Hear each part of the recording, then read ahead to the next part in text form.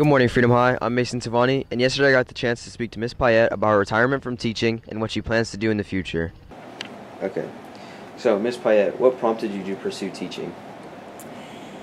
I fell in love with languages, and then I realized that I also wanted to have a family, and I didn't want to travel my whole life.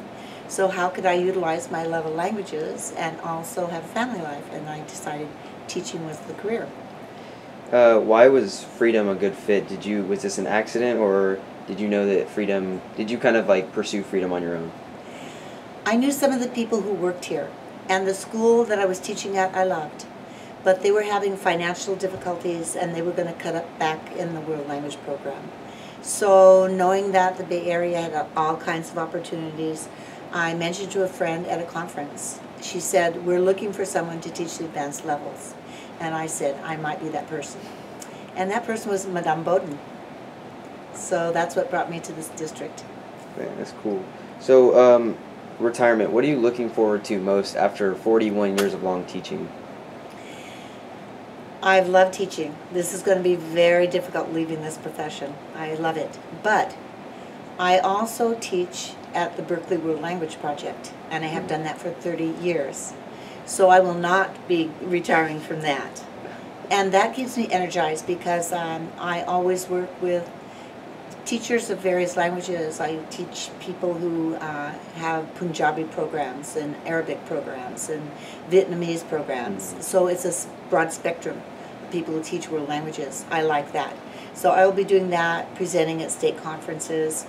And my husband and I will be doing some traveling. So we've always traveled. Yeah. We're world travelers. What will you miss most from teaching? The students, the energy, walking in, every day's a new day. People have their own private lives, and they bring that in, they share. But the laughter, oh my gosh, that moment where people learn something completely new and contrary to what they believed before. And working with the students, also working with my colleagues. It's a huge school compared to my first 24 years. My first 24 years I taught at a school of 600 people. And so this is like 4.5 times that size.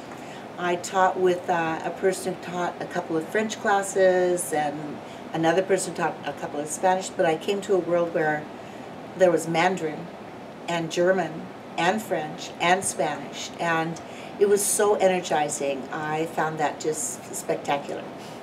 So after 41 years of teaching, what impact have you hoped to leave on the thousands of countless students that you've taught? Also a love of language, the concept that there's nothing more important in professional or personal life than communication. And we shouldn't shut ourselves in with our own language, that being for most of us English. But learn, try to communicate whatever way we can.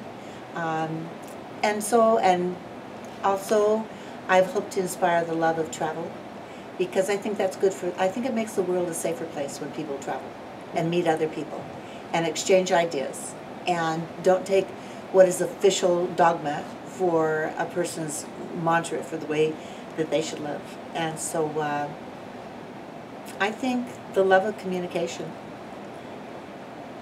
Is there anything you'd like to say to the students who, or the future students who maybe want to pursue teaching, and can you give any advice to them on why teaching is a great career to pursue? You become very close to the people you work with, the students, the colleagues, the administration.